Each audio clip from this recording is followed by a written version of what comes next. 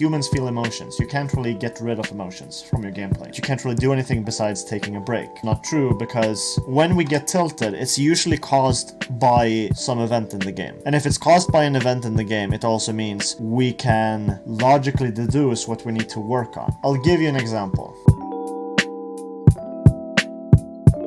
The mid laner shoves into the enemy, gets the wave under turret. The enemy mid laner is now locked under turret until this wave is killed by him, which means that this mid laner has lane priority where he can roam around the map, etc. This is a jungler. He is a high elo player that is playing in gold elo. He's smurfing. When he sees his mid laner shoving in, just like when he plays in high elo games, he thinks to himself, if my mid laner shoves, that means he's gonna follow me if I invade. So he decides to invade. Upon invading, he realizes that the mid laner is still in mid, but the enemy mid laner has now roamed together with the jungler, and now he's killed. As a result of this, he gets tilted at his mid laner because the mid laner did not follow up on the roam. When thinking about this, what did the jungler not consider? The player is not as good. He basically had high expectations for somebody. So the reason that he failed was because he expected too much and he didn't foresee that he would not roam. How can we prevent ourselves from invading the enemy without knowing if our mid laner will actually roam or not? Either don't do it or just type to him or ping him, but like pinging him or tapping to him still probably good. Yeah, at this EU I guess the mid laner would just find it like irrational and would just flame back or something like that. The way that I see it is that in order for you as a jungler to invade, you have to have the mid laner with you. The main point here is to pay attention to the mid laner. The number one step to invading is you have to check, does this lane have lane priority? If lane has lane priority, then you move to the second step. Is the laner roaming? The mistake that the jungler made was that he invaded without checking if the mid laner actually followed up or not. Yeah. And because he did not check, the jungler invaded without actually knowing if the mid laner would do anything. Third step is to actually invade, in this case, if and only if the second step applies. If the second step does not apply, the mid laner is staying in his lane, then we do not invade.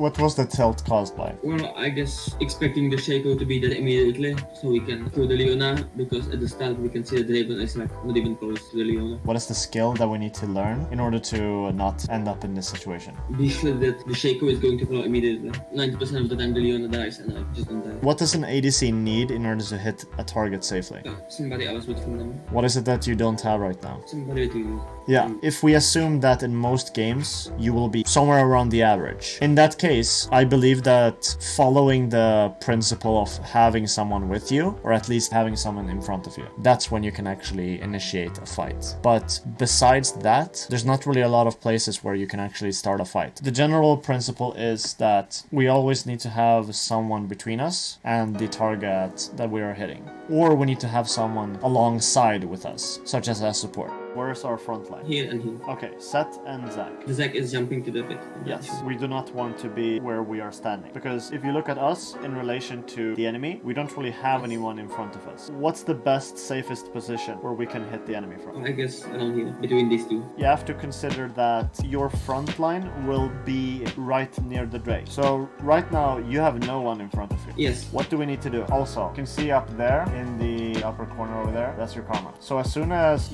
your front line is diving, you need to get towards your support so that you can be close to them so they can protect you. Okay, so if I don't have a front line, my support is the front line. I guess I should have moved like this way. Yeah, you should have moved behind the karma, right behind your Zac so that they can protect you.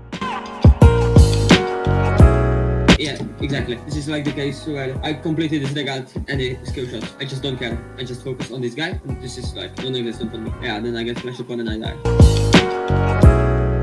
Think about it like this. How good are your eyes at paying attention to things when they are just out of vision? Are they good or are they less good than if you actually have focus on the thing that's happening? Well, obviously bad. What's the solution? I guess in this case, my camera is way too up. Sure, but your eyes are focusing on the Warwick. Yeah, but he's not the third. What can we learn from this? Focus on the champions that can lock you down and only focus on them for the duration of cooldowns, being off cooldown. In this case, as long as Thresh is hook is off cooldown. As long as it's active and he's ready to throw it, we need to focus on the Thresh. As long as Warwick's ult is off cooldown, we need to focus on Warwick. But because he used his ult right away, as you can see right here, we can now stop focusing on the Warwick and we can instead look to focus the Thresh. Think about it from a value standpoint. Is flashing...